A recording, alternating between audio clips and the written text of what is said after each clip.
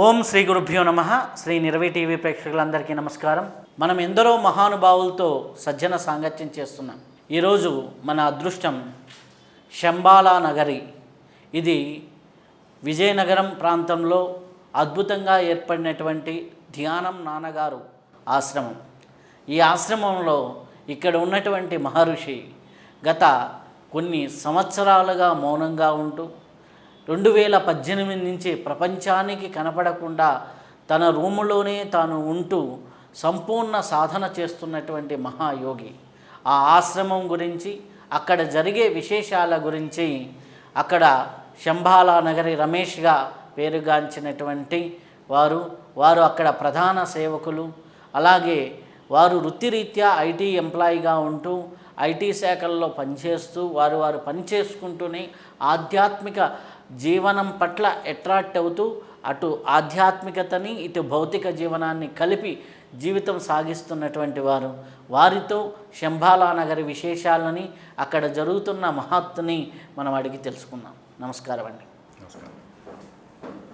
ఇన్ని రోజులకి శంబాలా నగరి గురించి చేయడానికి అవకాశం వచ్చినందుకు ముందుగా ఆ ప్రకృతికి కృతజ్ఞతలు తెలుపుకుంటూ, అసలుకి ఈ రోజుల్లో ఒక గురువు అంటే ఒక పీఠం పెట్టుకోవాలి, ఆ గురువు యొక్క వీడియోలు వైరల్ అవ్వాలి, ఆ గురువు నడిచొస్తుంటే పాద పూజలు చేయాలి, ఆ గురువు ఫోటోలు ఎక్కడ ఫ్లెక్సీల్లో కనిపించాలి, ఆ గురువు ఫోటోలు ప్రతి పూజ గదిలో ఉండాలి, ఆ గురువు యొక్క దీక్షలు కానీ, ఆ గురువు వస్తుంటే ప్రభుత్వ రాజకీయ నాయకులు వచ్చి కలవాలి, ఆ గురువుని ఎంతమంది రాజకీయ నాయకుల్ని కలిస్తే అంత గొప్ప, ఇలా అనుకుంటున్న రోజుల్లో ఎవరికి కనపడకుండా మౌనంలో ఉంటున్నటువంటి ఇప్పుడున్నటువంటి జీవన శైలిలో ఉన్న గురువులకి విరుద్ధంగా వారు ఎందుకు ఉంటున్నారు, వారి అసలు జీవనం ఏమిటి, వారి గురించిన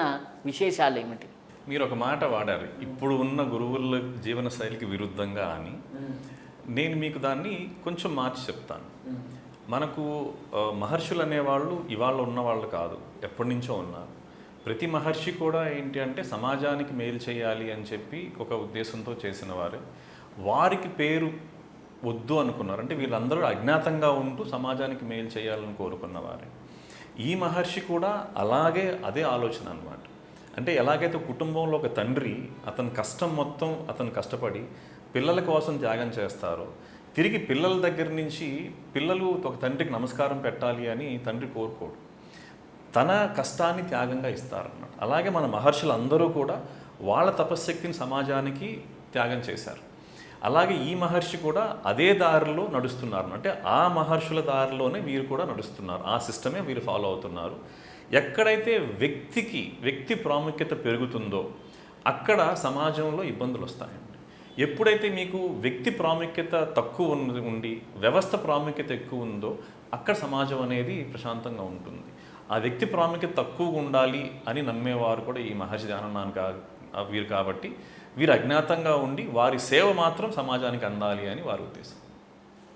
ధ్యానం నాన్నగారు మహర్షి వారి గురించి పూర్వం అంటే వారు 2014కు ముందర వారి జీవన విధానం ఏంటి, అలాగే ఎలా వారి జీవితం స్టార్ట్ అయింది, వారి జీవితంలో వారు చేసినటువంటి హిమాలయ సాధన ఏమిటి? నాకు మహర్షితో పరిచయం 2003లో అండి, హైదరాబాద్లో జరిగింది. నేను చాలామంది ఆధ్యాత్మికత ఇష్టపడే వాళ్ళలాగే చిన్నప్పటి నుంచి నాకు ఒక మంచి గురువు కావాలి అని చాలా గట్టిగా కోరుకుండేది. మన ఆధ్యాత్మికంలో ఒక మాట ఉంది, ఎప్పుడైతే శిష్యుడు రెడీ అవుతాడో గురువు అనేవారు ఎదురవుతారు అని చెప్పేసి. అలాగే నాకు కూడా నేను ఆధ్యాత్మికంలోకి ప్రవేశానికి రెడీగా ఉన్నప్పుడు ఈ గురువు నాకు తారసపడ్డారు. 2003లో వీరి దగ్గర నేను క్రియాయోగ దీక్ష తీసుకున్నాను నేను.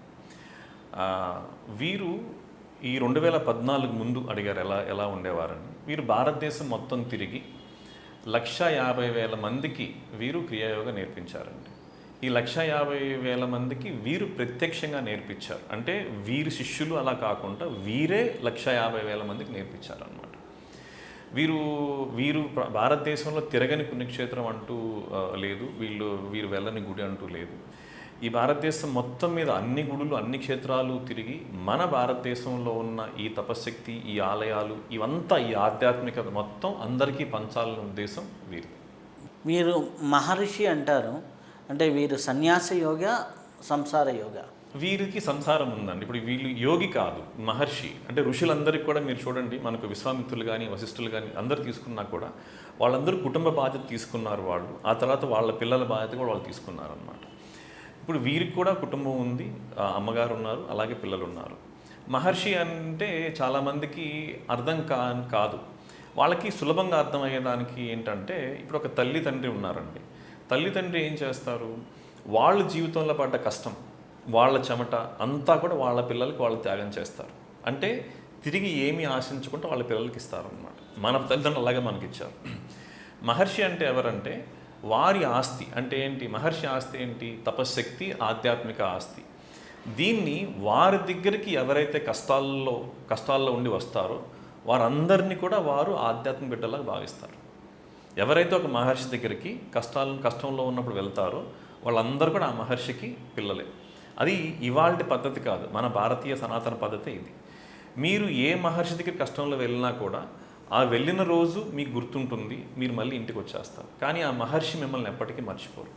వారి తపశ్శక్తిని దారిపోస్తూనే ఉంటారన్నమాట. అలాగే ఈ మహర్షి కూడా ఒక తల్లిదండ్రులు ఎలాగైతే వాళ్ళ కష్టాన్ని దారిపోస్తారో, వీరు వారి ఆధ్యాత్మిక తపశ్శక్తిని మొత్తం ఎవరైతే వారి దగ్గరికి వస్తారో వాళ్ళందరికీ కూడా దారిపోస్తారన్నమాట.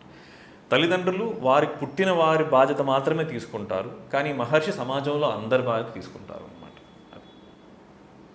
అయితే ఇప్పుడు అక్కడికి గురువుగారు లేరు, సాధన వారు చెప్పడం లేదు.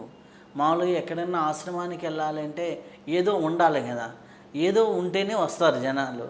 ఏమీ లేకుండా అక్కడికి ఎందుకు ఇంతమంది జనాలు వస్తున్నారు, దేనికోసం వస్తున్నారు, ఆ ఆశ్రమం విశేషం ఏమిటి?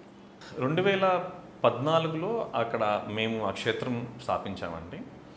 దానికి ముందే మహర్షి మౌనంకి వెళ్ళిపోయారు.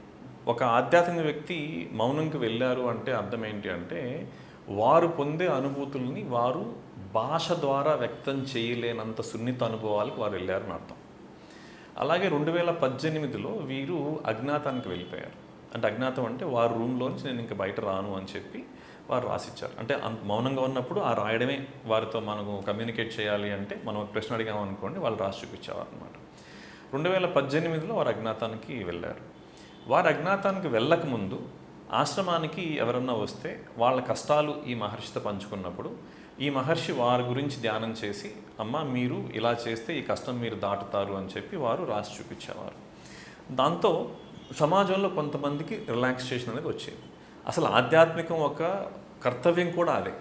ఈ గురువులు కానీ లేకపోతే మహర్షులు కానీ వీళ్ళేంటంటే కష్టాల్లో ఉన్న వ్యక్తులు మేము ఇంకా వీటిని భరించలేము అనే స్థాయికి వచ్చినప్పుడు ఒక మహర్షి దగ్గరికి వెళ్తే నీ కష్టం నేను పంచుకుంటాను అని చెప్పి వారికి భరోసా ఇచ్చి వాళ్ళు ఏం చేస్తే ఆ కష్టం దాటుతారో అది చెప్పేవారు.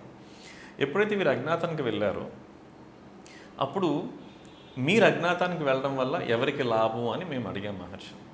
3 సంవత్సరాలు అలా అజ్ఞాతంలో వాళ్ళు తపస్సు చేసిన తర్వాత అక్కడ ఒక గాయత్రీమాత విగ్రహం మేము ప్రతిష్ఠ చేసామండి. ఈ గాయత్రీమాత విగ్రహం ప్రపంచంలో అత్యంత పెద్దది. అంటే అది పంచలోహ విగ్రహాల్లో ఇంతకన్నా పెద్ద గాయత్రీమాత విగ్రహం ఎక్కడా లేదు. 9 అడుగులు ఎత్తు ఉంటుంది, 1800 కేజీల బరువు ఉంటుంది. ఈ గాయత్రీమాత విగ్రహంలో ఆ మహర్షి ఏం చేశారంటే వారి తపశ్శక్తి మొత్తం వారు దారిపోసారు అన్నమాట దానిలో. ఇప్పుడు చూడండి, చాలామంది మెడిటేషన్ క్లాసులకి వెళ్ళే వాళ్ళు ఏం చేస్తారంటే అప్పుడప్పుడు వాళ్ళ సీనియర్స్ ఎవరో వస్తారు, వాళ్ళతో కలిసి గ్రూప్ మెడిటేషన్ చేస్తారు. ఎందుకు చేస్తారు అంటే మనకన్నా బాగా మెడిటేషన్ చేసే వాళ్ళతో కూర్చొని మనం చేస్తే మనకు బాగా కుదురుతుంది అని చెప్పి వాళ్ళ ఉద్దేశం. అలాంటిది మీరు ఒక మహర్షి దగ్గరికి వెళ్ళి వారినే స్వయంగా తాకగలిగారు అనుకోండి, మీకు ఇంక ఎంత మేలవుతుందో ఆలోచించండి. ఆ తాకే ఆ స్పర్శ చేసే ఛాన్స్ వీరు అజ్ఞాతంకి వెళ్ళిన తర్వాత సమాజం కోల్పోయింది. మా బాధ ఏంటంటే వారు బయట ఉన్నప్పుడు ఈ ఛాన్స్ ఉండింది జనాలకి, ఇప్పుడు అది లేదు అని చెప్పి. దానికి సమాధానంగా వారు ఏం చెప్పారంటే ఈ గాయత్రీమాత విగ్రహం అన్ని గుళ్ళలో లాగా కాదు, ఇక్కడ నేనేంటంటే స్పర్శ ప్రధానంగా దీన్ని ప్రతిష్ఠించామన్నమాట. అంటే వీరి తపశ్శక్తి మొత్తం ఆ గాయత్రీమాత విగ్రహంలో వారు చార్జ్ చేశారు, ఆ విగ్రహంలో చార్జ్ చేశారు. ఎవరైతే ఈ ఆశ్రమానికి వస్తారో వాళ్ళందరూ కూడా ఆ గాయత్రీమాత విగ్రహాన్ని తాకొచ్చు. ఈ తాకడం వల్ల ఏమవుతుంది అంటే ఈ మహర్షి తపశక్తి మీరు స్వీకరించవచ్చు అన్నమాట. ఇప్పుడు దీనిలో ఇంకొక ఉద్దేశం కూడా ఉంది మహర్షికి. ఏంటి అంటే ఒక మనిషి అజ్ఞాతంగా ఉన్నప్పుడు ఏమవుతుంది అంటే ఈ సమానత్వం అనేది ఇంకా ఎక్కువ మనం చేయగలమండి. అంటే ఇప్పుడు నేనున్నాను ఇక్కడ, అందరినీ సమానంగా చూడాలి అని మన పెద్దలు చెప్పారు, వేదాలు చెప్పాయి, అన్నీ చెప్పాయి. కానీ మనిషికి ఒక ప్రిజుడైస్ అంటే ఏంటంటే మనకు తెలియకుండానే ఒకరు ఉన్నతం కాదనే భావం ఉంటుంది. కొంతమందికి ఏంటి అంటే నా భాష వాళ్ళే గొప్పవాళ్ళు, నా ప్రాంతం వాళ్ళ గొప్పవాళ్ళు, లేకపోతే నా రాష్ట్రం వాళ్ళు గొప్పవాళ్ళు, నా దేశం వాళ్ళు గొప్పవాళ్ళు ఒకటి ఉంటుందన్నమాట. మహర్షి వీటన్నిటికీ కూడా అతీతుడు అనమాట. ఎప్పుడైతే వారు అజ్ఞాతానికి వెళ్ళారో అక్కడికి ఎవరు వచ్చిన ఆ క్షేత్రానికి వాళ్ళందరికీ నేను నా తపస్సుకి దారపోస్తాను అని చెప్పారు వాళ్ళు. ఎప్పుడు అజ్ఞాతానికి వెళ్ళారు అంటే ఎవరు వచ్చినా కూడా దారపోసే అంత శక్తి వీరికి ఉన్నప్పుడే వెళ్ళారు అజ్ఞాతానికి. దానికి ముందు ఏంటి అంటే వీరు భారతదేశం మొత్తం మీద 150,000 మందికి క్రియాయోగం నేర్పించారు. ఆ కుటుంబాల్లో వాళ్ళకి మాత్రమే ఈ తపస్సుకి దారపోసేవారు. ఇంకా 2014 ముందు ఏం చేసేవారంటే ప్రతి సంవత్సరం వీళ్ళు హిమాలయాలకు వెళ్ళేవాళ్ళు. అక్కడ కొద్ది రోజులు తపస్సు చేసుకొని వెనక్కి వచ్చి ఆ వెనక్కి వచ్చిన రోజు ఎవరైతే వారిని కలుస్తారో వాళ్ళందరికీ తపస్సుకి దారిపోసేవారు అన్నమాట. ఇవాళ ఆ స్థాయి నుంచి ఏమైంది, సమాజంలో ఎవరు ఎప్పుడు వెళ్ళి ఆ విగ్రహాన్ని తాకినా కూడా ఆ తాకిన వాళ్ళందరికీ తపస్సుకి దారిపోసే ఆ శక్తి అంత లెవెల్కి వాళ్ళు వచ్చారు. కాబట్టి ఆ విగ్రహం అక్కడ పెట్టి దానిలో తపశక్తి నింపి ఎవరన్నా రావచ్చు అని చెప్పి ఆ క్షేత్రానికి సంబల్ నగరి అని పేరు పెట్టి దాన్ని పబ్లిక్ ఓపెన్ చేసామన్నమాట. ఇప్పుడు మీరు అడిగారు ఎందుకు వస్తారు అక్కడికి. ఒకటి, అది ప్రశాంతమైన ప్రదేశం. 2, ఒక మహర్షి అనే పేరు మనం వినడమే తప్పిస్తే చూడడం అనేది చాలా తక్కువ. ఈరోజు అక్కడ చూడడం అంటే మన కంటితో మనం చూడకపోయినా కూడా వారి ఆరాని మనం అక్కడ తెలుసుకునే ఆ ఫీల్ అవ్వగలం అనమాట. మనం అక్కడ ఆ ప్రశాంతత కోసం జనాలు అక్కడికి వస్తారు. అయితే ఇప్పుడు అక్కడ ఉన్నటువంటి గాయత్రి మాత విగ్రహాన్ని స్పర్శించగానే మీరు చెప్పారు అద్భుతం జరుగుతుంది అనేసి. అలా స్పర్శించినప్పుడు ఎలా అద్భుతం జరుగుతుంది, అది వాళ్ళకి ఏ విధంగా జీవితంలో ఉపయోగపడుతుంది? ఒక అన్నోన్ పర్సన్, ఏమీ ఆధ్యాత్మికత తెలియని వ్యక్తి వచ్చి ముట్టుకున్నా కానీ అవుతుందా? ఆధ్యాత్మిక తెలిసిన వ్యక్తి ముట్టుకుంటే అవుతుందా? గాయత్రి మాతను నమ్మిన వాళ్ళకే అవుతుందా? గాయత్రి మాతను నమ్మని అన్య మతస్థులు ఎవరైనా ముట్టుకున్నా అవుతుందా? దీనికి సమాధానం. చాలా మంచి ప్రశ్న అండి. ఈ ప్రశ్న నేను జవాబు చెప్పే ముందు ఒక పదం మీరు వాడిన ఒక పదాన్ని చెప్తాను. అద్భుతం అనే మాట మీరు అన్నారు. ఆధ్యాత్మికంలో అద్భుతాలు లేవండి. మీరు సంబల్ నగర్కి వస్తే మా గేట్ మీద రాసుంటుంది ఇక్కడ మాయలు మహిమలు అద్భుతాలు లేవు అని. ఎవరైతే అద్భుతాల కోసం చూస్తారో వాళ్ళు సంబల్ నగర్కి రారు వాళ్ళు. 2వది, ఆ విగ్రహం తాకిన వెంటనే ఏమవుతుంది అన్నారు. విగ్రహం తాకిన వాళ్ళకి ఈ మహర్షి తపశక్తి వారిలో ఛార్జ్ అవుతుంది. ఒక తపశక్తి మనలో ఛార్జ్ అవ్వడం అంటే అర్థం ఏంటంటే మన జీవితంలో మనం ఏ పని అయితే చేస్తున్నామో ఆ పనిని మనం ఇంకా శక్తివంతంగా మనం చేయగలం. అంటే ప్రస్తుత సమాజంలో వాళ్ళకి అర్థమయ్యేలాగా చెప్పాలంటే వారి పనిలో క్వాలిటీ పెరుగుతుంది, వాళ్ళ పనిలో క్వాంటిటీ పెరుగుతుంది. ఇంకా చిన్నపిల్లలకి అర్థమయ్యేలా చెప్పాలి అంటే ఒక 6th క్లాస్ పిల్లవాడు రోజుకి 3 గంటలు చదవగలుగుతున్నాడు అనుకోండి, వాళ్ళు ఇంకా ఎక్కువ గంటలు చదివే శక్తి వాళ్ళకి వస్తుంది అన్నమాట. ఇది అలాగే ఒక కష్టాల్లో ఉన్న వ్యక్తి అక్కడికి వెళ్ళినప్పుడు వాళ్ళ జీవితాల్లో అద్భుతాలు జరగవు, కానీ ఆ కష్టాన్ని దాటే శక్తి, ఆ కష్టాన్ని తట్టుకునే శక్తి వాళ్ళకి వస్తుంది. ఎవరైతే ఆధ్యాత్మికాన్ని అద్భుతాలు చేశారో వాళ్ళే ఆధ్యాత్మికానికి అన్యాయం చేశారు. ఆధ్యాత్మికం అంటే అద్భుతం కాదు. ఇప్పుడు మళ్ళీ ఇందాక నేనేంటి తండ్రిని మహర్షిని పోల్చాను.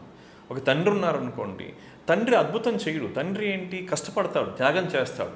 అలాగే మహర్షి కూడా ఏంటి కష్టపడతారు. కష్టపడడం అంటే ఏంటి తపస్సు. తపస్సు అంటే ఏంటి సమాజంలో ఉన్న అన్ని కష్టాల కన్నా కష్టమైన కష్టాన్ని మీరు కోరి తీసుకొని చేసేది తపస్సు అనమాట. అంతే. ఆ తపస్సు చేసి ఆ శక్తి పొంది ఎవరు వచ్చినా కూడా వారికి ఉచితంగా అందించడమే ఈ ఉద్దేశం. మీరు అద్భుతంగా ఒకటి చెప్పారు, అద్భుతాలు చేయరు మాయలు ఉండవని. మాయ నుంచి బయట పెట్టేవాడే గురువు. మాయలో ఉంచి మాయలోనే తిప్పుతూ ఈ మాయే సర్వస్వం అని మాయ చేసేవాళ్ళు చాలామంది ఉన్నారు.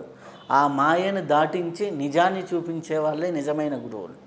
అయితే ఈ మాయని దాటాలి అన్నప్పుడు మనకి ఎటువంటి ఇది ఉండాలి, సంకల్పం ఉండాలి, ఎటువంటి ఇది ఉండాలి? ఈ మాయల్లో చిక్కుకోకుండా మన జీవితం వెళ్ళాలి అంటే ఏం చేయాలి? ఇందాక మీరు అడిగిన ప్రశ్నలో నేను ఒక పార్ట్ ఆన్సర్ చేశాను, 2వ పార్ట్ చేయలేదు. అది చేసిన తర్వాత మళ్ళీ ఇది చెప్తాను. మీరు ఏమన్నారంటే ఈ గాయత్రి మాత విగ్రహం తాకాలి అంటే ఎటువంటి అర్హత ఉండాలి, వారి ఆధ్యాత్మిక దారిలో ఉండాలా, వేరే మతం వాళ్ళైనా పర్వాలేదా అని. ఇప్పుడు ఆధ్యాత్మికం అంటే ఏంటంటే అండి, అదొక యూనివర్సల్ థింగ్. అంటే ఈ ఊర్లో జరుగుతుంది, ఆ ఊర్లో జరగదు, వీళ్ళకి జరుగుతుంది, వాళ్ళకి జరగదు అంటే అది ఆధ్యాత్మికం కాదు. అంటే ఒక చిన్న ఎగ్జాంపుల్ ఏంటంటే యూనివర్సల్ అంటే మనకి ఇక్కడ ప్లగ్ ఉందండి, ఆ ప్లగ్లో మనలో ఎవరు వేలు పెట్టినా షాక్ కొడుతుంది. మనం ఆధ్యాత్మికంలో ఏ స్థాయిలో ఉన్నా దానికి అనవసరం, షాక్ కొడుతుంది. అంటే అందరికీ షాక్ కొడుతుంది. ఈ దేశం వాళ్ళైనా ఇంకో దేశం వాళ్ళైనా, ఈ భాష వాళ్ళైనా ఇంకో భాష వాళ్ళైనా ఆ షాక్ కొడుతుంది. ఇప్పుడు ఆధ్యాత్మికం తపశక్తి కూడా అంతే, అది యూనివర్సల్, ఎవరికైనా కూడా ఆ మేలు జరుగుతుంది. ఇప్పుడు ఈ ఆశ్రమానికి వేరే మతం వాళ్ళు వస్తారు, మాకు ఎటువంటి అభ్యంతరం లేదు, ఎవరన్నా రావచ్చు. కానీ ఈ ఆశ్రమంలో ఎవరు విఐపీలు చెప్తాను నేను. ఎవరు విఐపీలు అంటే, అసలు ఈ ఆశ్రమం ఎందుకు పెట్టాము, ఆ తపశక్తి, ఆ విగ్రహం ఎందుకు అంటే, ఇప్పుడు ఒక మనిషి జీవితంలో సుఖాలే ఉన్నప్పుడు ఆ మనిషికి దేవుడు గుర్తురాడు, ఆధ్యాత్మిక గుర్తురాదు. కష్టాల్లో ఉన్నప్పుడే మీరు ఎవరో ఒక ఆసరా చూస్తారు. ఆసరా ఒక చిన్నపిల్లవాడికి ఎవరు, వాళ్ళ అమ్మ వాళ్ళ నాన్న ఆసరా, కొంతగా ఎదిగిన వాళ్ళకి ఫ్రెండ్స్ ఆసరా, ఇంకా పెద్ద వాళ్ళకి దేవుడు అర్థమయ్యే వాళ్ళకి దేవుడు ఆసరా. ఏ ఆసరా లేని వాళ్ళకి ఎవరు ఆసరా చెప్పండి. అలాగా ఆ ఆసరా కోసం పెట్టామన్నమాట. ఇప్పుడు మనకేమైంది అంటే చాలా కమర్షియలైజ్ అయిపోయి, ఆధ్యాత్మం కూడా కమర్షియలైజ్ అయిపోవడం వల్ల ఈ కష్టాల్లో ఉన్న వ్యక్తులు అక్కడికి వెళ్ళినప్పుడు వాళ్ళకి రిలాక్సేషన్ దొరకాలి, అది దొరకడం లేదు. ఆ రిలాక్సేషన్ కోసం దీన్ని మనం చేసామన్నమాట. ఒక కష్టంలో ఉన్న వ్యక్తి అక్కడికి వచ్చినప్పుడు వాళ్ళు ఏ ప్రాంతం, ఏ మతం అనే దానికి సంబంధం లేకుండా ఆ విగ్రహాన్ని తాకినప్పుడు ఆ తపశక్తి వారికి ఛార్జ్ అవుతుంది. వాళ్ళలో ఆ పనిచేసే శక్తి, ఆ కష్టాన్ని దాటే శక్తి. కొన్ని కష్టాలు మనం దాటలేము.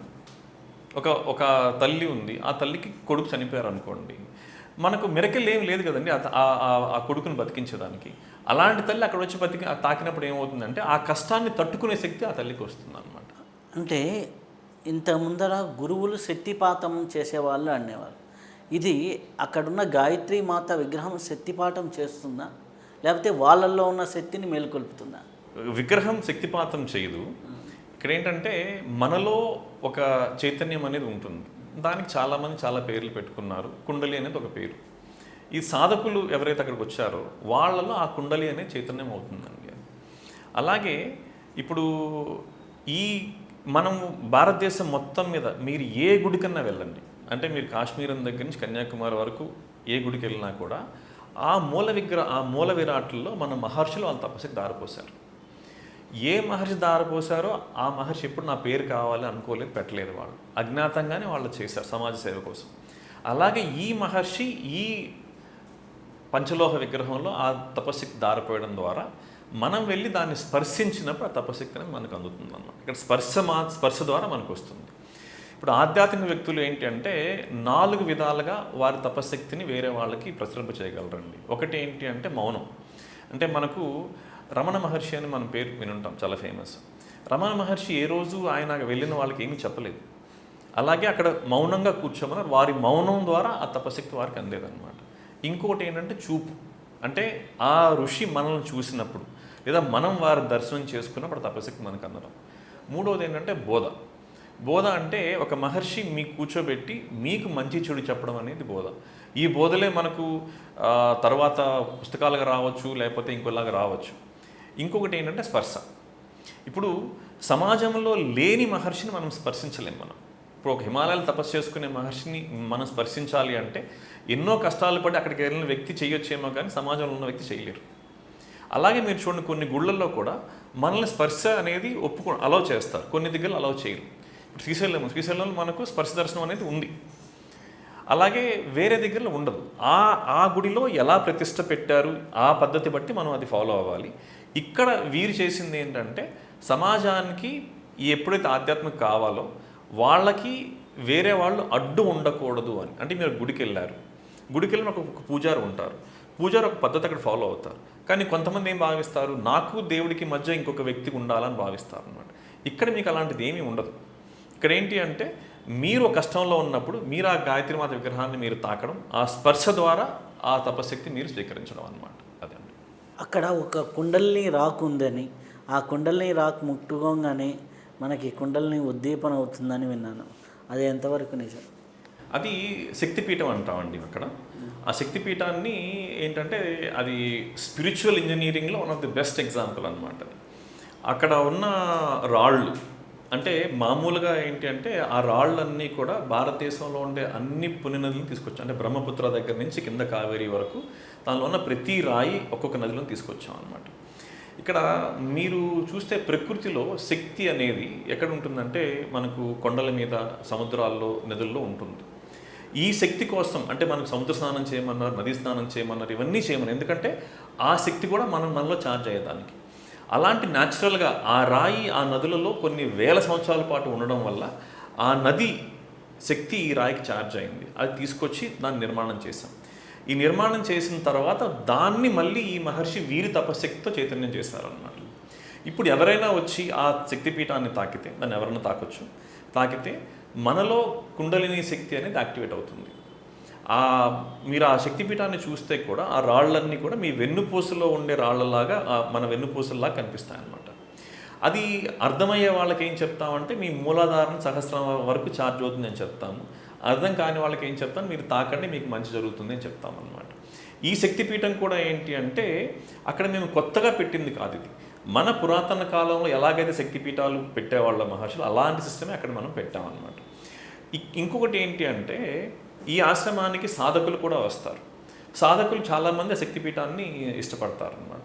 ఇప్పుడు ఒక గృహస్థుగా ఉండి సాధన చేసేవాళ్ళు ఉంటారు. అంటే ఉదయం నుంచి సాయంత్రం వరకు ఉద్యోగం చేసుకొని ఉదయమో లేకపోతే సాయంత్రం అంటే ఉద్యోగానికి ముందు తర్వాత సాధన చేసుకుని ఉంటారు.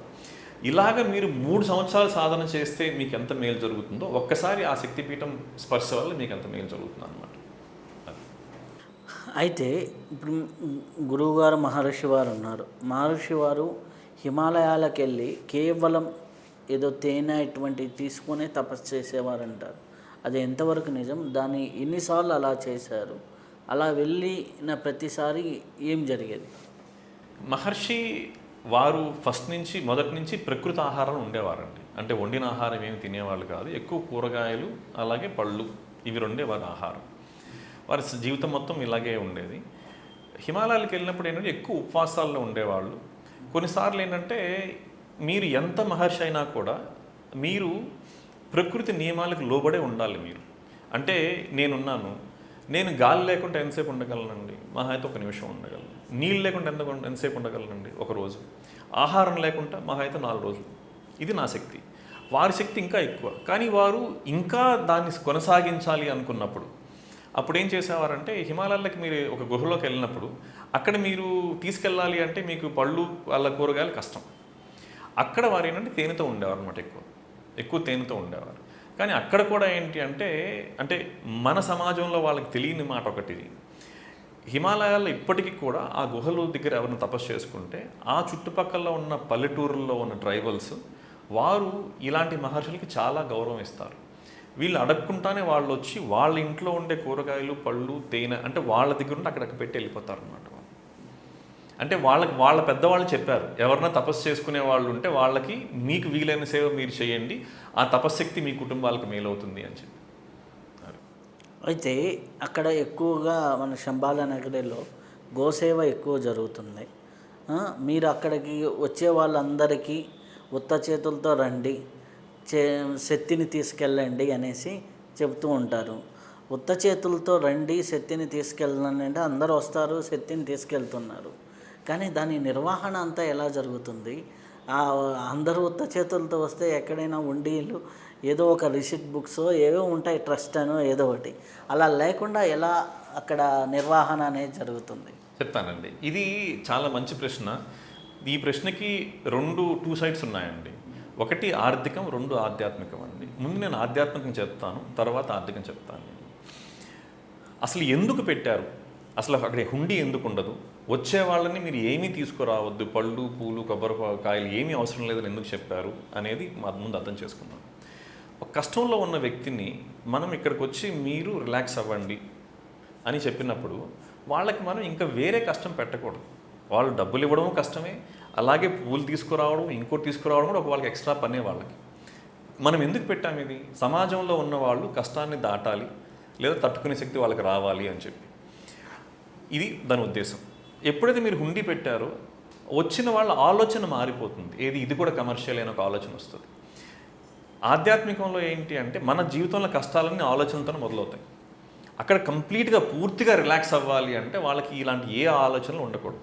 ఇక్కడ ఒక వ్యక్తి ఉన్నారు, కేవలం వారికి మా కష్టంతోనే పని, ఆ కష్టాన్ని వారు విని వారు దాన్ని స్వీకరించి ఆ తపశక్తి మాకిచ్చి మమ్మల్ని రీఛార్జ్ చేసి పంపిస్తారు అనే ఒక నమ్మకం కలిగించాలని చేశామన్నమాట. అది వట్టి చేతులతో రండి, దైవశక్తితో వెళ్ళండి అని చెప్తాం. రెండవది మీరు అన్నారు అక్కడ నిర్వహణ ఎలాగా అని చెప్పి. నిర్వహణ అనేది ఏంటంటే అండి, మనకు ఒక సామెత ఉంది, పిండి కొద్దీ రొట్టి అని చెప్పి. అలాగా మన దగ్గర ఎంత ఉందో దాంతోనే చేస్తాం మేము. ఇప్పుడు మీరు వచ్చారనుకోండి అక్కడికి, మీకు నేను 5 స్టార్ భోజనం పెట్టలేను కదండి, అక్కడున్న పెరుగన్నో లేకపోతే రసమన్నో పెడతాను. అలాగే ఇది ఎవరు నిర్వహిస్తారు అంటే, ఎవరైతే వీరి దగ్గర ఆ 1,50,000 మంది నేర్చుకున్నారు కదా క్రియాయోగ, వాళ్ళల్లో కొంతమంది మా కష్టంతో మేము ఈ క్షేత్రాన్ని నడిపిస్తాము అని చెప్పి ఇది సమాజానికి ఉచితంగా అందాలి అని సంకల్పం చేశారు. వాళ్ళు మాత్రమే ఈ డబ్బులు అనేది ఆశ్రమానికి ఇస్తారు. అక్కడ మాకు ప్రధానంగా 2 బాధ్యతలు ఉన్నాయండి. ఒకటి గోసేవ, 2 వచ్చిన వారికి భోజనం పెట్టడం అనేది. ఈ గోసేవ సంబంధించి కొంతమంది బాధ్యత తీసుకున్నారు. అలాగే ఈ అన్నపూర్ణశాల అంటే భోజనం గురించి కొంతమంది బాధ్యత తీసుకున్నారు. వీళ్ళ కష్టార్జితంతోనే జరుగుతుంది అన్నమాట. బయట వాళ్ళు ఎవరైనా ఇవ్వాలనుకుంటే మేమేం చెప్తామంటే, గోవులకు ఆహారం ఇవ్వండి అంటాం. అంటే మీరు చుట్టుపక్కల నుంచి ఒక ట్రాక్టర్ గడ్డి తీసుకొచ్చారనుకోండి అక్కడికి గోవులకి, మేమే మీకు ఎదురుగా వచ్చి మీకు హారతి ఇచ్చి మరీ మేము ఆ గడ్డి తీసుకొని అమ్మవారి ఒళ్ళో ఉండే ఒక వస్త్రం కూడా మీకు కప్పుతాం అన్నమాట. అలాగే మీరు వచ్చేటప్పుడు మీకు వీలైతే మీరు కూరగాయలు తీసుకొని వచ్చి మా ఆవులకు పెట్టచ్చు. అంటే కీరా కానివ్వండి, క్యాబేజ్ కానీ, క్యారెట్ కానీ, ఆకుకూరలను పెట్టచ్చు అన్నమాట. ఇది ఇంతకు మించి డబ్బు పరంగా అక్కడ హుండీలు అనేది ఉండవు. అలా డొనేషన్స్ కూడా మేము ఎవరి దగ్గర తీసుకుంటాం. అంటే ఇప్పుడు గోసేవకి ఇప్పుడు ఫర్ ఎగ్జాంపుల్ నేనే ఉన్న హైదరాబాద్ నుంచి ట్రాక్టర్ పట్టుకొని రాలేను కదా, అట్లాంటి వాళ్ళకి అక్కడ అమౌంట్ రూపంలో ఇప్పుడు ఒక 1,000 రూపాయలు 2,000 వాళ్ళ శక్తి కొలది, ఒక 5,000 10,000 ఇవ్వాలి అంటే మీరు ఈరోజు మేము వచ్చిన రోజు గడ్డి అక్కడ ఉండొచ్చు, ఒకే రోజు 10 మంది వచ్చి 10 ట్రాక్టర్ల గడ్డి వేసినా కానీ గోవులకి తెలియవు కదండి. అది అందుకే ఏంటంటే ఎవరైతే గడ్డి వాళ్ళను మేము ముందు చెప్తాం అన్నమాట. ఎందుకంటే ఇప్పుడు మాకు మీరిచ్చిన గడ్డి అంటే మేము కొనుక్కున్న గడ్డి కన్నా మీరిచ్చిన గడ్డికి మేము ఎక్కువ విలువ ఇస్తాం. ఎందుకంటే మేము కొన్న గడ్డి పాడైపోయింది అనుకోండి పర్వాలేదు, కానీ మీరిచ్చిన గడ్డిని పాడు చేసామంటే అర్థం ఏంటంటే ఒక డొనేషన్ మేము సరిగ్గా చూసుకోలేమనే బాధ మాకు ఉంటుంది.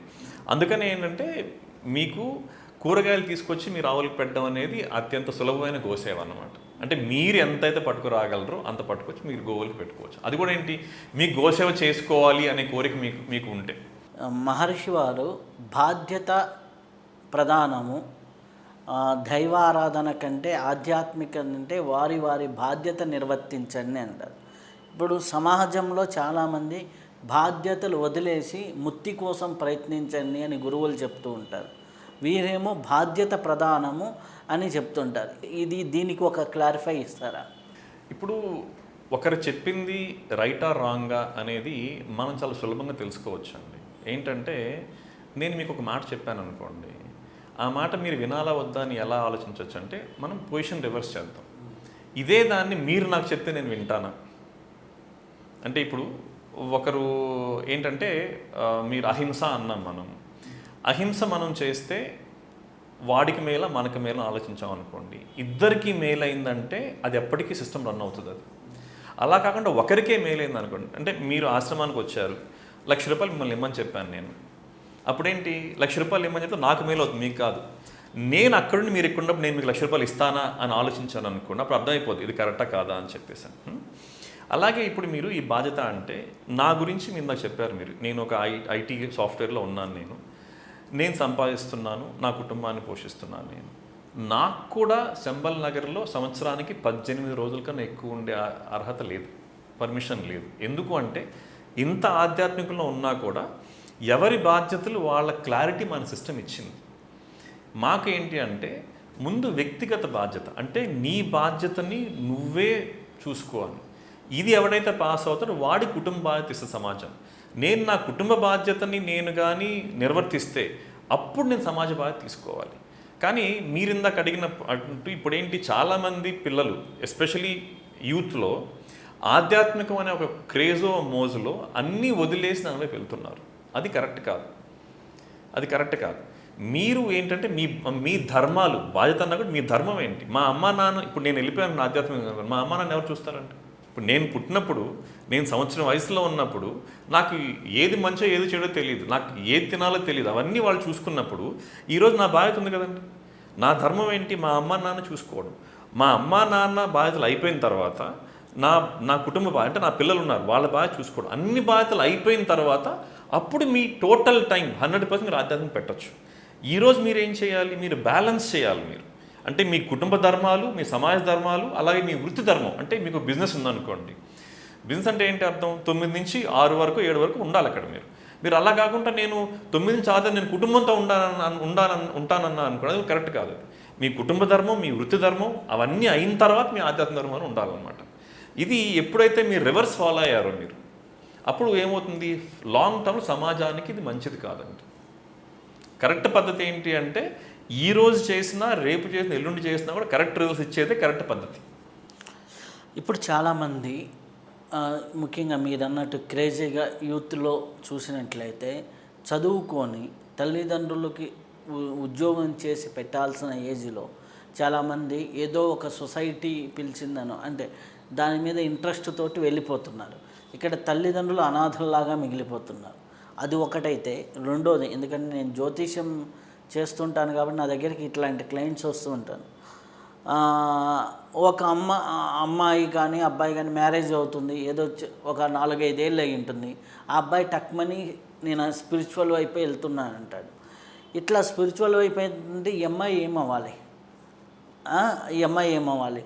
లేదా చాలామంది ఇప్పుడు ఏమవుతుంది, పెళ్ళి చేసుకుంటారు, ఆ అమ్మాయి నేను ఏదో గురువుని మొక్కుతున్నా, నాకు ఆ గురువే శరణ్యం అని, ఇట్లా అంటే వైజ్ వర్ష అనేక కోణాల్లో ఇవి ఎక్కువగా చూస్తున్నప్పుడు వీళ్ళని ఎలా బ్యాలెన్స్ చేయాలి, ఎలా వాళ్ళని తిరిగి దారిలో పెట్టాలి? దానివల్ల ఏమవుతుందంటే గృహస్థాశ్రమం దెబ్బతినిపోతుంది.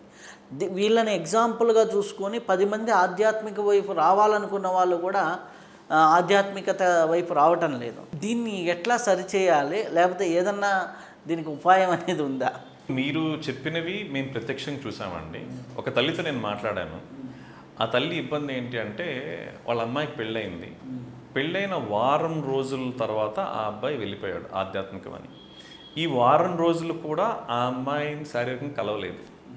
ఇప్పుడు ఆ అమ్మ నాతో మాట్లాడింది ఏంటంటే, నేను మా అమ్మాయికి పెళ్లి ప్రకటన ఇవ్వాలి అంటే రెండో పెళ్ళని ఇవ్వాల్సింది తప్పిస్తే అసలు మా అమ్మాయికి పెళ్ళి కాలేదు, నేను ఇవ్వలేను. నేను పోనీ అయ్యిందా, జరిగిందా అంటే జరగలేదు. ఆ అబ్బాయికి ఆధ్యాత్మిక అంత ఇష్టం అయి ఉంటే ముందే చెప్పుంటే సరిపోయి ఉండేది కదా, ఇప్పుడు ఇంక ఈ జీవితం నాశనం అయి ఉండేది కాదు అని చెప్పి. ఇప్పుడు ఆ అబ్బాయి తల్లిదండ్రులు కూడా బాధపడుతున్నారు. ఏంటి, ఆ తల్లిదండ్రులు కూడా తెలియదు. వాళ్ళేంటి, మా వల్ల ఆ పాప బాధపడుతుందని బాధ వీళ్ళకి కూడా ఉంది. ఇప్పుడు ఆధ్యాత్మికం అంటే ఏంటండి, మీరు సంతోషంగా ఉండాలి, మీ కుటుంబం సంతోషంగా ఉండాలి, సమాజం సంతోషంగా ఉండాలి. ఇది ఆధ్యాత్మిక యొక్క గోల్. అలా కాకుండా మీరు ఒక్కరే సంతోషంగా ఉండి వీళ్ళంతా ఇబ్బంది పడేది అది ఆధ్యాత్మికం కాదు. అది ఇప్పుడు కొంతమంది ఉంటారు వితండవాదం చేయొచ్చు. ఏది, శంకరాచార్యుల వారు వెళ్ళిపోయారు కదండి చాలా చిన్న వయసులోనే సన్యాసానికి అని చెప్పి. మీరు శంకరాచార్యులంత స్థాయి అని మీరు అనుకుంటే మీ తల్లిదండ్రులు పర్మిషన్ తీసుకుని వెళ్ళండి, దానికి సిస్టమ్ ఏమీ కాదనదు. కానీ మీ బాధ్యత అనేది ఉంది చూసారు, మీ ధర్మం, దాన్ని మీరు విస్మరించకూడదు. ఇంకొకటి మీరు అన్నారు, ఇలాగా అబ్బాయిలు చేస్తున్నారు, అమ్మాయిలు చేస్తున్నారు, వీళ్ళంతా ఇది రాంగ్ గైడెన్స్ అండి. ఒకటి, సన్యాసం అని ఒక మాట ఉందండి. సన్యాసం అంటే ఆధ్యాత్మిక వ్యక్తులు సన్యాసానికి చాలా తక్కువ విలువిస్తారు, ఒక రకంగా చిన్న చూపు చూస్తారు. అంటే అర్థం ఏంటంటే నీ బాధ్యతలన్నీ వదిలేసి వెళ్ళిపోవడం సన్యాసం అనుకుంటే అది కాదు. ఇప్పుడు ఋషి అంటే ఎవరు? నీ కుటుంబ ధర్మాలు, నీ కుటుంబ బాధ్యతలు అన్నీ నువ్వు నెరవేర్చి ఇవి కాకుండా వేరే బాధ్యతలు కూడా తీసుకునేవాడు మహర్షి. మహర్షి ఏ ఆధ్యాత్మిక వ్యక్తి అయినా కూడా ఇదే చేయాలి. మీ బాధ్యత, మీ కుటుంబ బాధ్యత కాకుండా మీకు సమాజ బాధ్యత కూడా తీసుకునే శక్తి మీకు ఉండాలి. అంతేగాని దీన్ని వదిలేసి వెళ్ళిపోవడం కాదు. ఇక్కడ ఎక్కడో ఒక రాంగ్ గైడెన్స్ అనేది జరుగుతుందండి. దాన్ని మనం ఈరోజు అక్నాలెడ్జ్ చేస్తున్నాము, దీన్ని తప్పకుండా కరెక్ట్ చేయాలి. కరెక్ట్ చేసే అంత శక్తి మనకుందా, మన మాట అందరూ వింటారా అంటే చెప్పలేము. కానీ మీరు చాలా మంచి విషయాన్ని ప్రస్తావించారు. మేము అంటే ఈ మహర్షి దగ్గర ఎవరైతే సాధన చేశారో వాళ్ళందరికీ చాలా క్లియర్ కట్గా ఇన్స్ట్రక్షన్స్ అన్నమాట. అంటే మీ ఇంట్లో మీ పెద్దవాళ్ళని చూసుకోకుండా మీరు ఇక్కడ వచ్చి సేవ చేస్తే అది కరెక్ట్ కాదు. మీ పిల్లలకి ఇంకోటి చెప్తున్నాను, బయట వాళ్ళు డొనేషన్లు ఇవ్వడం కాదండి, మేము ఆశ్రమానికి డొనేషన్ ఇచ్చినా కూడా మా శక్తి ఎంతో చూసుకొని దాన్ని బట్టే ఇమ్మంటారు. కానీ మా కుటుంబానికి లేకుండా నేను మొత్తం ఏ పేరు కోసం గొప్ప కోసం ఆశ్రమానికి ఇచ్చేస్తానంటే మహర్షి ఒప్పుకోరు. ఇది అది కరెక్ట్ చాలా కూడా కాదు. సూపర్, చాలా ఇది అనమాట. ఎందుకంటే నేను మొన్న ఒక సొసైటీకి వెళ్ళాను. అంటే ఆంధ్రప్రదేశ్లో ఆల్మోస్ట్ ఆల్ అన్ని సొసైటీలు గడప నేను తొక్కాను కాబట్టి ఒకటి వెళ్తే వాళ్ళ కొడుకులు వచ్చి అక్కడ గొడవ చేస్తున్నారు. సంథింగ్ ఇష్యూ ఏంటి అంటే ఆవిడకి ఏదో సంథింగ్ 4 ఎకరాల పొలం ఉంది. ఆ గురువుగారు అడిగారు, వీళ్ళు ఏమన్నా పిల్లలు ఏమన్నా వెళ్ళాఫా అంటే సొంత ఇల్లులు ఎవరికీ లేవు, సొంత ఇల్లులు ఎవరికీ లేవు. ఇంకా అర్థమైపోయింది కదా. ఒకరేదో మెకానిక్ షెడ్ పెట్టుకొని, ఇంకొకరేదో చిన్న పానీపూరి బండి ఈ టైప్లో ఉన్నారు. అంటే middle class, below middle class range వాళ్ళకి ఆవిడ వెళ్ళిపోయేసి ఆ గురువు గారికి పాదపూజ చేసి ఆ ఉన్న తండ్రి గారు ఇచ్చిన 4 ఎకరాలు 3 పిల్లలకని ఆయన రాసి వీలునామా రాసి ఇచ్చారు. అది తీసుకెళ్ళి తల్లిగారు వేరే సొసైటీ వాళ్ళకి ఇచ్చారు. అక్కడ ఏంటంటే ఈ పిల్లలు నార్మల్, ఈ నార్మల్ పిల్లలు ఆ సొసైటీతో ఫైట్ చేస్తున్నారు. తల్లి ఆల్రెడీ సంతకం పెట్టింది, వాళ్ళు లీగల్గా మాకు రిజిస్టర్ చేసింది అంటున్నారు. వీళ్ళేమో పిల్లలు సంతకం పెట్టకుండా ఉండే. ఇంత పెద్ద సొసైటీతో ఈ సామాన్యులు పోటీ పడ్డారు. ఆ గురువు దాన్ని లోక కళ్యాణార్థమై మీ వంశం బాగుపడుతుంది మీకు ఆశీస్సులు అంటే ఎక్కడ చెల్లుతుంది?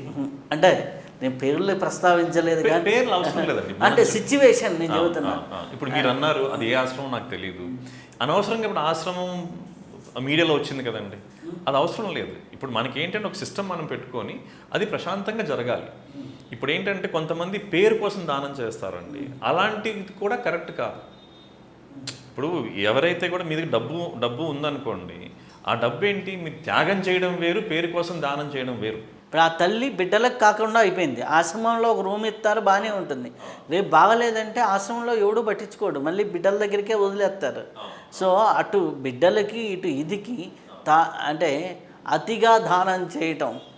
ఇప్పుడు ఆ బిడ్డలు కూడా ఆలోచించండి, ఆ బిడ్డలకి ఆధ్యాత్మికం అంటే గౌరవం ఉంటుందా, లేకపోతే ఆధ్యాత్మికం అంటే వాళ్ళకి వాళ్ళు అగౌరవపరుస్తారు వాళ్ళు. వాళ్ళు చెప్పిన ఇదికి ఆ ఊర్లో ఎవరు ఆ గుడికి వెళ్ళరు. అదే చెప్తున్నానండి. ఇప్పుడు ఆ ఊర్లో వాళ్ళ సిచ్యువేషన్ అంటే చాలా లో ఉంది కదా, వీళ్ళు ఇట్లా అన్యాయం చేసింది పలాని స్వామీజీ అని ఆ ఊరు 2-3 ఊర్లలో అది అంటే అంటి ముట్టనట్టుగా. అదే అన్నా కదండి నేను. చూడండి, మనం ఏ పని చేసినా కూడా ఆధ్యాత్మికానికి ఒక చెడ్డ పేరు రాకూడదు, అలాగే ఒక ఆధ్యాత్మిక వ్యక్తికి కూడా చెడ్డ పేరు అలాంటి పని చేయాలి.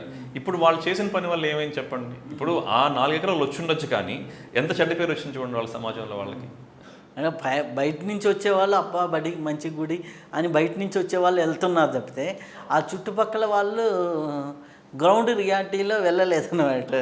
సో ఇట్లా ఉంటాయి. అవి ఏమవుతాయి, దూరపు నుంచి వచ్చేవాళ్ళు సహజంగా కొంతకాలం అయిపోయిన తర్వాత ఒకసారి వెళ్తారు, 2 సార్లు వెళ్తారు. లోకల్ పీపుల్ రాకపోతే ఆటోమేటిక్గా లోకల్ సపోర్ట్ లేకపోతే ఏ ఆశ్రమం అయినా ఏ ఇదైనా డైల్యూట్ అయిపోతుంది. ఇది మీరు చెప్పినట్టే ఈ మహర్షి కూడా చాలామంది 10 ఎకరాలు ఇస్తామన్న వాళ్ళు ఉన్నారు. మహర్షి ఏం చేశారంటే ఒకే మాట అన్నారు అనమాట, 5 సంవత్సరాల తర్వాత రండి అన్నారు.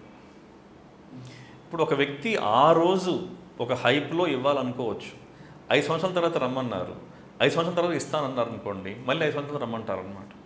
అంటే ఉద్దేశం ఏంటి అంటే మీరు ఎందుకు ఇస్తున్నారు? నిజంగా మీకు మీరు 5 ఎకరాలు కానీ మీరు ఇవ్వాలి అనుకుంటే మీకు ఎన్ని ఎకరాలు ఉండాలి? మీకు ఒక 100 ఎకరాలు ఉన్నవాళ్ళు 5 ఎకరాలు ఇస్తాను అంటే అర్థం ఉంది. 5 ఎకరాలు ఉన్న 5 ఎకరాలు ఇవ్వడం అనేది కరెక్ట్ కాదు కదండి. వాస్తవంగా చెప్పాలంటే ఆ పిల్లలు ఏమనుకుంటారు, ఈయన మహర్షిగా ఈయన దొంగ, మా అమ్మ దగ్గర మొత్తం దోచుకున్నారనుకుంటారు తప్పిస్తే వాళ్ళకి ఆధ్యాత్మిక మీద గౌరవం మనం పుట్టించడం కాదు. నేను మీకు ఇందాకే చెప్పాను, సేవ చేయాలి అంటే డబ్బు అనేది ప్రధానం కాదండి. అంటే డబ్బు అవసరం, కానీ దానికన్నా వేరే ఉన్నాయి. ఎంత ఉంటే అంతతో చేసుకోండి. ఇప్పుడు ఇంత ఉంటేనే చేస్తానని అవసరం లేదు కదండి. ఇప్పుడు మీరు మా ఇంటికి వచ్చారు, నేను మీకు భోజనం పెట్టాలనుకోండి, ఏముంది పెరుగు అన్నం ఉంటే సరిపోతుంది అంతే. ఎక్కువ ఉంటే ఎక్కువ పెడతాను, తక్కువ ఉంటే ఇంతే. ఇంతకుమించి ఇప్పుడు మీరు ఎంత ఉంటే అంతే పెడతాను తప్పిస్తే పెట్టడంలో తేడా ఉండదు, ఆ ప్రేమలో తేడా ఉండదు. రేపు నాకు డబ్బులు ఎప్పుడు వస్తాయి? నేను కష్టపడి నేను ఎక్కువ శ్రమించి నేను సంపాదించడం డబ్బులు ఎక్కువ వస్తాయి కదా నాకు. వేరే వాళ్ళ దగ్గర నేను తీసుకున్నప్పుడు ఏమవుతుంది, నా శ్రమపడే శక్తి తగ్గిపోతుంది కదండి. ఇప్పుడు జనాల్లో ఆ శ్రమపడే శక్తి పెంచాలనే ఈ ఉద్దేశం. తపశక్తి అంటే మ్యాజిక్లు జరగవు, మనలో శ్రమపడే శక్తి పెంచడం అనమాట తపశక్తి అంటే. అయితే యోగ సాధన అనే దగ్గరికి వచ్చేసరికి ఈరోజు యోగ సాధన గురించి చెప్పేవాళ్ళు చాలా ఎక్కువ మంది అయ్యారు. యోగ సాధనని అన్వయించుకొని ప్రాక్టీస్ చేసేవాళ్ళు తక్కువయ్యారు. సాధన ఎవరి దగ్గర నుంచి తీసుకోవాలి? ప్రాక్టీస్ చేసిన వాళ్ళ దగ్గర నుంచా, యోగా గురించి బాగా చెప్పే వాళ్ళ గురించా? అంటే యోగం కావచ్చు, మంత్రం కావచ్చు, ధ్యానం కూడా. ఎవరైతే మంచి ఉపన్యాసం ఇచ్చేవాడి దగ్గర నుంచి సాధన నేర్చుకోవాలా? ఎవరైతే బాగా సాధన చేసిన వాళ్ళ దగ్గర నుంచి సాధన నేర్చుకోవాలా? ఎలా సాధన నేర్చుకోవాలి? ఎలా జీవితంలో ముందుకెళ్ళాలి? ఇప్పుడు ఉపన్యాసం చేసేవాళ్ళు, సాధన చేసేవాళ్ళు ఇద్దరు కావాలి సమాజానికి. మీరు ఉపన్యాసం చేసే వాళ్ళ వల్ల సమాజానికి మేలు ఏంటి అంటే, వాళ్ళు ఎక్కువ మందిని వాళ్ళు మోటివేట్ చేయగలరు. మీరు వాళ్ళ దగ్గర మోటివేషన్ పొంది ఎవరైతే సాధన చేస్తున్నారో వాళ్ళ దగ్గర మీరు నేర్చుకోండి. ఇప్పుడు కొంతమంది ఉన్నారు, వాళ్ళు ఏమంటారు, మేము కేవలం పుస్తకాల్లో ఉన్నది మాత్రమే చదివి అందిస్తున్నాం మీకు అంటారు. వాళ్ళని మెచ్చుకోవాలి. ఎందుకు? వాళ్ళు సాధన చేయట్లేదన్న విషయం వాళ్ళు ఓపెన్ చెప్తున్నారు. వాళ్ళ దగ్గర మీరు మోటివేషన్ తీసుకొని సాధన చేసే వాళ్ళ దగ్గర మీరు సాధన నేర్చుకోవాలనుకుంటే, యోగా కావచ్చు, ఇంకేదైనా కావచ్చు. అయితే ఒక సాధన అందుకోవాలి అంటే గురు పరంపర చాలా ఇంపార్టెంట్ అంటారు. ఆ గురు పరంపర యొక్క ఇంపార్టెన్స్ ఏంటి? ఇక్కడ ఏంటంటే అండి, మహర్షి ఈ ధ్యానం నాన్నగారు, ఆ పేరు చూడండి, వీరి పేరు ధ్యానం నాన్నగారు. అంటే వీరేమంటారంటే, ఎవరైతే నా దగ్గరకు వస్తారో వాళ్ళందరూ నా ఆధ్యాత్మిక బిడ్డలు. ఎవరైతే వారి దగ్గర యోగా నేర్చుకున్నారో, అంటే మాలాంటి వాళ్ళు, మమ్మల్ని కూడా బిడ్డలనే అంటారు. మేము వాళ్ళని మాస్టారు లేకపోతే గురువుగారు అంటే వారు ఇష్టపడరు అనమాట. నన్ను ధ్యానం నాన్నగారనే పిలవండి అంటారు. మేమందరం నాన్నగారిని పిలుస్తాం అనమాట. వీరేమంటారంటే, ఇక్కడ గురువు శిష్యులతో సంబంధం లేదు. ఇక్కడేంటి, నా ఆధ్యాత్మిక ఆస్తిని నేను మీకు పంచడం, ఇంతే. నా తరువాత ఇక్కడ శిష్యులు ఎవరైనా ఉంటారా అంటే ఎవరు ఉండరు ఇక్కడ. ఇప్పుడు ఈ శంబల్ నగర్ అనే దానిలో గురువు శిష్యుడు అనేది లేదండి. కేవలం ఆ మహర్షి, వారి తపశక్తి, మేమందరం సేవకులం. మా బాధ్యత ఏంటి, ఆ తపశక్తి సమాజానికి ఇప్పుడు ఎలాగైతే అందుతుందో ఫ్రీగా, అంటే వట్టి చేతులతో రండి అంటున్నాం కదా, అలాగ అందేలాగా చేయడం వరకు మా బాధ్యత అనమాట అది. కానీ ఈ గురు పరంపర వేరే వాళ్ళ దగ్గర మీరు వెళ్ళారనుకోండి, అది వాళ్ళకు ఒక ఇన్స్పిరేషను, అది ఫాలో అయితే పర్లేదు. కానీ మనకు మాత్రం ఆ సిస్టమ్ లేదండి. ఇక్కడ కేవలం ఆధ్యాత్మిక తండ్రి, ఆధ్యాత్మిక బిడ్డలు, ఈ సంబంధం మాత్రమే ఉంటుంది శంబల్ నగర్లో. మనకి శంబాలా నగరిలో వెళ్ళినప్పుడు చాలామందికి గురువు గారి తీర్థం ఇస్తూ ఉంటారు. అది తీర్థం తాగిన వాళ్ళకి సంతాన ప్రాప్తి కలుగుతుంది అనేసి అంటుంటారు.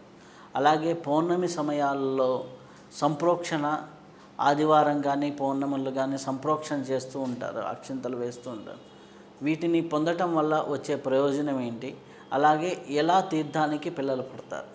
ఈ తీర్థం ఇస్తే పిల్లలు పుడతారని మీకు ఎవరో చాలా సింపుల్గా చెప్పారండి. అది కాదు పద్ధతి. శంబల్ నగరిలో సంతాన ప్రాప్తిరస్తు అని ఒక ప్రోగ్రాం జరుగుతుందండి. ఇది పూర్తి సైంటిఫిక్ ప్రోగ్రాం. చాలామంది డాక్టర్లే వచ్చి ఈ ప్రోగ్రాం చేశారు, వాళ్ళకు కూడా పిల్లలు పుట్టారు. ఇదేంటి అంటే చాలా సింపుల్ అండి. ఇప్పుడు మనం జిమ్కి వెళ్ళామనుకోండి, ఒక ఎక్సర్సైజ్ చేస్తే ఏమవుతుంది, మన కండరాలు బలపడతాయి. ఇది అలాగే ఇప్పుడు మనం పుట్టాలి అంటే ఏంటి, మన తల్లి తండ్రి వాళ్ళలో సంతానోత్పత్తికి సంబంధించి ఏవైతే ఆర్గాన్స్ ఉన్నాయో అవి చైతన్యంగా ఉండాలి. ఇవాళ సమాజంలో జనాలు పుట్టట్లేదు అంటే ఏంటంటే, ఈ సంతానోత్పత్తికి సంబంధించిన ఆర్గాన్స్, ఆ అవయవాలు ఉన్నాయి కదా, అవి చైతన్యం లేకపోవడం, అంటే అవి యాక్టివ్గా ఉండకపోవడం వల్ల పుట్టట్లేదు.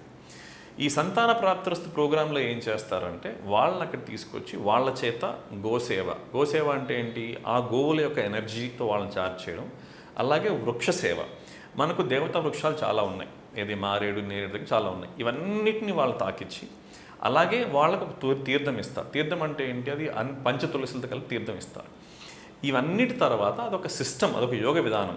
వీళ్ళు ఎలాంటి ఫుడ్ తీసుకోవాలి, ఏ రోజు కలవాలి, ఏం చెయ్యాలి, ఒక సిస్టమ్ అనమాట. ఆ సిస్టమ్ని ఫాలో అయిన వాళ్ళకి పిల్లలు పుడతారు. ఇది మొత్తం మీకు ఎక్స్ప్లెయిన్ చేయలేక ఎవరో ఏంటి తీర్థం ఇస్తే పిల్లలు పుడతారు అని చెప్పారు అనమాట. అది కాదు సిస్టమ్. సంతాన ప్రాప్తిరస్తు అనేది ఏంటి అంటే, మన యోగులు, మహర్షులు ఒక తల్లి తండ్రి వీళ్ళలో సంతానోత్పత్తి ఆర్గాన్స్ని చైతన్యం ఎలా చేయాలో కనుక్కున్నారు. ఆ చైతన్యం అనేది ఎక్సర్సైజ్ ద్వారా చేయొచ్చు, అలాగే వృక్షం ద్వారా చేయొచ్చు, గోపూజ ద్వారా చేయొచ్చు, అన్ని ద్వారా చేయొచ్చు, అలాగే మూలికల ద్వారా చేయొచ్చు అనమాట. అన్నీ అక్కడ వివరిస్తారు అనమాట. ఇవన్నీ ఎవరైతే శ్రద్ధగా పాటిస్తారో వాళ్ళకి పిల్లలు పుడతారు. అలాగే నేను మీకు ఇందాక చెప్పాను, ఎంత మహర్షి అయినా కూడా సృష్టి ధర్మాలని, సృష్టి నియమాలని దాటి వెళ్ళలేరు అని. అలాగే ఇక్కడ మీరు టెస్టింగ్ కోసం ఒక అమ్మాయి యుట్రస్ అంటే గర్భసంచి తీసేసి అక్కడ తీసుకొచ్చి ఈ అమ్మాయికి పిల్లలు పుట్టించండి అన్నారనుకోండి, అది అసాధ్యం, కుదరదు, సైన్స్ ఒప్పుకోదు అది. అలాగే ఇక్కడ ఏంటంటే ఆ వచ్చిన వాళ్ళకి అది ఎందుకు మొదలు పెట్టాము అంటే, ఇప్పుడు చాలా ఐవీఎఫ్ సెంటర్స్ ఉన్నాయి, టెస్ట్ ట్యూబ్ సెంటర్స్ ఉన్నాయండి. అవి చాలా ఎక్స్పెన్సివ్ అయిపోయాయి, చాలామంది ఆ డబ్బు పెట్టుకోలేకపోతున్నారు. అలాంటి వాళ్ళకి మేమేం చెప్తామంటే, మీరు ఇక్కడికి రండి, మీరు దీనివల్ల మీకు ఫలితం పొందితే మంచిదే. ఐవీఎఫ్కి వెళ్ళొద్దని ఎవరు చెప్పం, ఎందుకంటే సైన్స్కి స్పిరిచువాలిటీకి మా దృష్టిలో ఎక్కడ కూడా కాన్ఫ్లిక్ట్ లేదండి, కాన్ఫ్లిక్ట్ లేదు. ఇంకా చెప్పాలంటే సైన్స్ అనేది ఇంకా అడ్వాన్స్ అవ్వాలని మేము కోరుకుంటున్నాం. ఈరోజు మీరు ఇందాక చాలా అన్నారు, ఇది కొంతమంది స్వామీజీలు మనకు మంచి వాళ్ళు ఉన్నారు, చెడువారు ఉన్నారని. ఒకసారి ఆలోచించుకోండి, మన దగ్గర ఒక డివైస్ ఉంది, అది చూపించిన వెంటనే ఎవరు మంచి స్వామీజీ ఎవరు మంచి స్వామీజీ కాదు చెప్పేసింది అనుకోండి, సమాజానికి మేలే కదండి. సైన్స్ ఇంకా ఆ లెవెల్కి రాలేదు. సో సంతాన ప్రాప్తిరస్ అనేది 100% సైంటిఫిక్ పద్ధతి అండి. అదొక సిస్టమ్, అదొక పద్ధతి, అది నేర్పిస్తారు అక్కడ. అది పాటించిన వాళ్ళకి పిల్లలు పుడతారు అన్నమాట. అలాగే మేము ఎవరైతే వస్తారో వాళ్ళు అడుగుతాం ముందు కొన్ని ప్రశ్నలు అడిగి వాళ్ళు చెప్తాం, అమ్మ మీకున్న ఇబ్బందికి ఈ సిస్టమ్ సెట్ కాదు, అందుకని మీరు చేసినప్పుడు ఉపయోగం లేని చెప్పేస్తాం అన్నమాట. అదండి. రెండోది ఏంటి అంటే సంప్రోక్షణ అనేది ఏంటి అంటే, ఈ మహర్షి ధ్యానం నాన్నగారు ఈ రోజుల్లో వారు చేసే తపస్సు పేరు కూర్మ జలధార తపస్సు. కూర్మం అంటే తాబేలు, కూర్మంలాగా ఇంతవరకు నీళ్ళల్లో కూర్చొని జలధార పైనుంచి ఒక జలధార పడుతూ ఉండగా అలా కూర్చొని తపస్సు చేస్తారు. ఇది వారు ప్రస్తుతం రోజుకి 9 గంటలు ఆ తపస్సులో ఉంటారు. ఈ తపస్సు నుంచి వారు బయటకు వచ్చి అక్కడ ఒక హోమం చేసి, ఆ హోమం అయిన తర్వాత పైన నుంచి అక్షింతలు అలాగే తులసి జలం మన మీద చల్లుతారు. అది సంప్రోక్షణ అనేది. ఇది ప్రతి పౌర్ణమి రోజు అక్కడ జరుగుతుందండి. అలాగే ప్రతి ఆదివారం కూడా జరుగుతుంది. ఈ సంప్రోక్షణకి చేయించుకోవడం వల్ల ఏమి లాభం అంటే, మీరు ఆధ్యాత్మికంగా నేను చెప్తాను, మనకిప్పుడు కొన్ని రోజులు మనకు ఏంటంటే ఉపవాసం ఉంటాం. మనం ఆధ్యాత్మిక సాధనలో ఉపవాసం ఒక భాగం. అంటే కొంతమంది ఏంటంటే పండగ రోజులు ఉంటారు, కొంతమంది సాధనప్పుడు ఎక్కువ మంది ఉంటారు. మీరు ఒక సంవత్సరం రోజులు మీరు ఉపవాసం చేసి మీరు సాధన చేస్తే మీలో ఎంతైతే ఆధ్యాత్మిక ఉన్నతి అంటే ప్రోగ్రెస్ ఉంటుందో ఒక సంప్రోక్షణ వల్ల మీకు అంత మేలు జరుగుతుందండి. అలాంటప్పుడు అది ఒక ఉచితంగా ఒక మహర్షి మీకు చేస్తున్నప్పుడు మీరు వచ్చి అది తీసుకోమని మా మనవి, మా రిక్వెస్ట్ అన్నమాట. అక్కడ జనరల్గా జరిగే కార్యక్రమాలు ఎలా ఉంటాయండి? మాకు జనరల్గా ఏంటంటే అండి, మాకు ప్రతి పౌర్ణమి ఒక స్పెషల్ పౌర్ణమి. వీటిలో 3 పౌర్ణములు ఇంకా స్పెషల్ అండి. ఒకటి మాఘ పౌర్ణమి, ఇది ఫిబ్రవరి ఆ టైంలో వస్తుంది. ఇంకోటి గురు పౌర్ణమి, జూలై ఆ టైంలో వస్తుంది. ఈ గురు పౌర్ణమి మేము వ్యాస పౌర్ణమి అంటాం అన్నమాట. అలాగే కార్తీక పౌర్ణమి రోజు మేము 10,000 మందికి అక్కడ భోజనం పెడతాము. అక్కడ ఆ రోజు స్పెషల్ ఏంటంటే, ఒక 40 అడుగుల దీపస్తంభం మీద 300 కేజీల ఆవు నెయ్యి, 300 మీటర్ల ఒత్తితో ఒక ఆకాశ దీపం వెలిగిస్తామండి. ఇది చూడడానికి చాలామంది ఆ చుట్టుపక్కల గ్రామాల్లో వస్తారనమాట. ఈ జ్యోతి కార్తీక జ్యోతి మీరు ఇప్పుడు మనకు అరుణాచలంలో వెలిగిస్తారు. మన తెలుగు రాష్ట్రాల్లో ఇది అతిపెద్ద జ్యోతి. ఆ జ్యోతి వెలిగించి అది ఎన్ని రోజులు ఉంటుందండి? అది ఎన్ని రోజులు ఉంటుంది అంటే సుమారు 2 వారాల వరకు ఉంటుందండి అది. అలాగే ఇప్పుడు ప్రతి ఆదివారం ఒక తీర్థం ఇస్తారండి, వచ్చిన వాళ్ళందరికీ ఇస్తారు. ఈ తీర్థాలని 3 తీర్థాలు. దీనివల్ల లాభం ఏంటి అంటే, ఈ 3 తీర్థాలు కూడా మనల్ని శుద్ధి చేసే తీర్థాలు. మొదటి మీ శరీరాన్ని శుద్ధి చేస్తుంది, 2 మీ మనస్సు శుద్ధి చేస్తుంది, 3 మీ స్పిరిచువల్ క్లెన్జింగ్ అంటాం, అంటే మీ ఆత్మశుద్ధి చేస్తాం అన్నమాట. ఈ 3 తీర్థాలు ప్రతి ఆదివారం ఉదయం ఇస్తారు. ఎవరన్నా రావచ్చు, తీసుకోవచ్చు అన్నమాట. ఇప్పుడు మహర్షి వారు ఏదైనా చెప్పాలన్నా, ఎవరైనా కలవాలన్నా, వారి గదిలో ఉంటే వారికి ఆహారమైనా ఎట్లా చేరుతుంది? వారిని ఎవరు దర్శించుకుంటారు? నిత్యం వారి అవసరాలను ఎలా తీరుస్తూ ఉంటారు? మహర్షికి అవసరాలు చాలా తక్కువ ఉంటాయండి. వారి అవసరాలు అమ్మగారు తీరుస్తారు. అంటే వారు ఉన్న రూమ్ బయట వారికి ఏం కావాలో ఆహారం పెట్టేస్తారు. వారు మనలాగా రోజుకి 3 పూటలు తీసుకోవడం ఉండదు, ఎక్కువ కషాయాలు తీసుకుంటారు. ఆ కషాయాలు తయారు చేసి ఆ గది బయట పెట్టేస్తారు. వారు ఎప్పుడు నుంచి తపస్సు బయటకు వచ్చినప్పుడు వారు తీసుకుంటారు అన్నమాట. అది. రెండవది, ఎవరన్నా మహర్షిని కలవచ్చా? ఎవరు కలిసేదానికి లేదండి.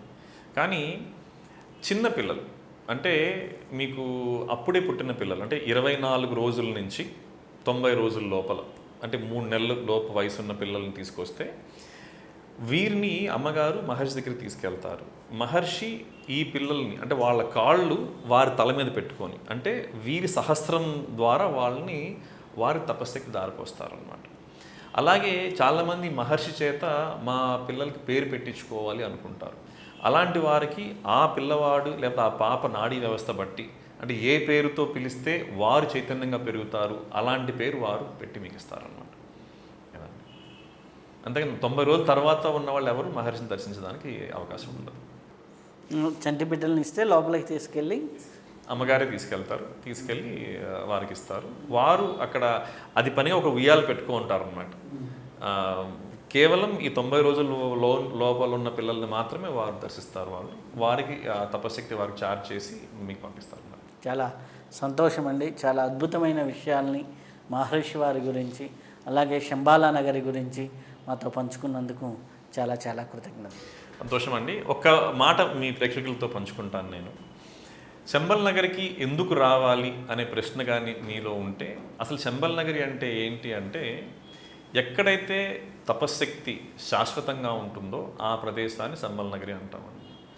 మన భారతదేశంలో శంబల్ నగరులు చాలా ఉన్నాయి. ఎందుకంటే మనకు మహర్షులకి కొరత లేదు. ఎక్కడైతే మహర్షులు తపస్సు చేశారో ఆ ప్రదేశం మొత్తం ఆ తపశ్శక్తి చార్జ్ అయిపోయింది. ఆ మహర్షి ఇప్పుడు అక్కడ ఉన్నా లేకపోయినా కూడా మీరు అక్కడ అడుగుపెట్టడం వల్ల ఆ తపశ్శక్తి మీకు అందుతుంది. ఇది కూడా అలాంటి ప్రదేశం కాబట్టే దీనికి శంబల్ నగర్ అని పేరు పెట్టడం జరిగింది. మీరు వీలున్నప్పుడు ఈ శంబల్ నగర్ అనేది వైజాగ్ నుంచి అరకు వెళ్ళే దారిలో ఎస్కోట్ అనే ఊరిలో రాజీపేట గ్రామంలో ఉందండి. ఉదయం 6 నుంచి సాయంత్రం 6 వరకు మీరు దర్శించుకోవచ్చు. దయచేసి అక్కడికి రండి. గోసేవ చేసుకోవాలని ఇష్టం ఉన్నవాళ్ళు మీరు వచ్చేటప్పుడు ఆకుకూరలు కానీ లేదా కూరగాయలు కానీ తీసుకొచ్చి అక్కడున్న గో తపస్సులకి అంటే మేము వాటిని గోవులను అనవండి, అవి గో తపస్సులు, వాటికి మీరు స్వయంగా మీ చేతులతో మీరు పెట్టచ్చు. చాలా చాలా సంతోషం అండి. సంతోషం. ఇప్పటి వరకు అద్భుతమైనటువంటి జ్ఞానాన్ని మనం తీసుకున్నాం. మరొక్క విశిష్ట అతిథితో కలుసుకుందాం. అప్పటికి సెలవు. నమస్కారం.